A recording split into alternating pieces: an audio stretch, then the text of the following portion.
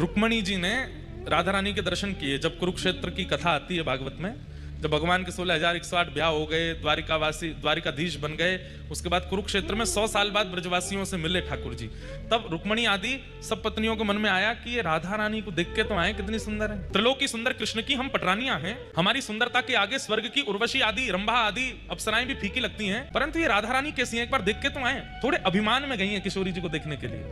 वर्णन करते हैं कि भगवान की अष्ट पटरानियां जब किशोरी जी का दर्शन करने के लिए गईं, तो जैसे ही जिस शिविर में किशोरी जी विराजमान थी उसमें भीतर प्रवेश किया तो मृग नैने, मृग जैसे नेत्र, दूध जैसा श्वेत बिल्कुल वर्ण, धीर गंभीर नेत्र, एक बार किसी को देख लें तो वो वहीं स्तब्ध मूर्तिमंत हो जाए। हस्तकमल ऐसे मानो जैसे कोई नील सरोवर के कमल खिल गए हों। चरण ऐसे कि जब चलें तो उनके चरणों से उत्पन्न होने वाली ध्वनि को नेत्र बंद करके सुनते रहें। इतना सुंदर स्वरूप। ये स्वरूप काम प्रकट नहीं करता, बल्कि प्रकट हृदय में काम को नष्ट और कर देता है, ऐसा स्वरूप। प्रकट हृदय में क्रोध को भी नष्ट कर दे, ऐसा स्वरूप। हमारे अंदर जितने दोष हैं वो दोष समाप्त से हो जाते हैं, ऐसा स्वरूप। देख करके आठों पटरानियां तो नतमस्तक हो गई और मन में सोचने लगी हम काय बात की सुंदर है, सुंदरता तो इसे कहते हैं। प्रणाम किया, हे किशोरी जी, हे वृषभानु दुलारी, हे बरसाने वाली, हे श्यामाजू, हमारा प्रणाम स्वीकार करो। तुरंत रुक्मणी जी को उठाया, मैं राधा रानी नहीं हूं, मैं तो दासी हूं। राधा रानी भीतर है, मैं तो दासी हूं। किशोरी जी तो भीतर विराजमान है। 8 में से 4 तो वहीं से लौट गए। बोले जब दासी की सुंदरता हमसे सहन नहीं हो रही है, किशोरी जी को कहां देखेंगे। 4 ने प्रयास किया और भीतर गई, तो बाहर जिसे देखा उससे भी अतीत सुंदर।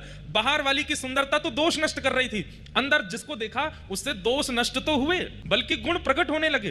दया, प्रेम, शीलता, ये सारे जो अच्छे गुण होते हैं उसका दर्शन करके वो प्रकट होने लगे। बोले निश्चित किशोरी जी हैं। प्रणाम किया, बोले आप किशोरी जी? बोले नहीं नहीं मैं दासी हूं। किशोरी जी भीतर है। 2 वहां से भी लौट गई। बोले कि अब किशोरी जी को नहीं सहन कर पाएंगे हम, ये तो दासियों ने हमारे मान का मर्दन कर रखा है, किशोरी जी क्या करेंगे। कहते हैं अंत तो गत्वा रुक्मणी जी पहुंची बस, और जैसे ही रुक्मणी जी ने प्रवेश किया, असंख्य, संख्या गिनी नहीं जा सकती, इतनी असंख्य सुंदरियां चारों ओर बैठी हैं। और उन सबकी सुंदरता में विशेषता यह है, एक की भी सुंदरता काम प्रकट नहीं कर रही है, सबकी सुंदरता गुण प्रकट कर रही है, नेत्रों से अश्रु प्रकट कर रही है, दीनता प्रकट कर रही है, दैन्य प्रकट कर रही है। और उन सबके मध्य में एक सिंहासन पर तप्त कांचन गौरांगी श्री राधे वृंदावनेश्वरी श्री किशोरी जी विराजमान। रुक्मणी जी देखते ही मूर्छित हो गई, बेहोश हो गई, सुंदरता सहन नहीं कर पाई, इतनी सुंदर। किशोरी जी के रूप का कहां वर्णन करूं। तुरंत किशोरी जी ने जाकर के रुक्मणी जी को संभाला। जब होश में आई, हाँ तो देखने आई थी, परखने आई थी, जानने आई थी। अब स्थिति क्या हो गई। जो रुक्मणी जी अभी कृष्ण से वियोग की इच्छा नहीं रख सकती, ठाकुर जी दूर चले भी जाते हैं तो रो रो करके रुक्मणी जी का बुरा हाल हो जाता है, वो रुक्मणी जी की स्थिति क्या हो गई। किशोरी जी को देख करके कह रही हैं, हे श्यामाजू बस एक इच्छा पूरी कर दीजिए। बोले क्या। बहुत वर्षों तक द्वारिकाधीश की सेवा करी, अब आप अपनी सेवा में मुझे भी दासी बना लें और अपने साथ बरसाने ले चलो, हम द्वारिका को प्रणाम करके आपकी शरण में बरसाने चलें। तब किशोरी जी ने हृदय से लगाया, नहीं, हमारे प्राण आपके पास हैं, उनकी सेवा आपको करनी है, जब समय होगा तो हम आपको स्मरण कर लेंगे।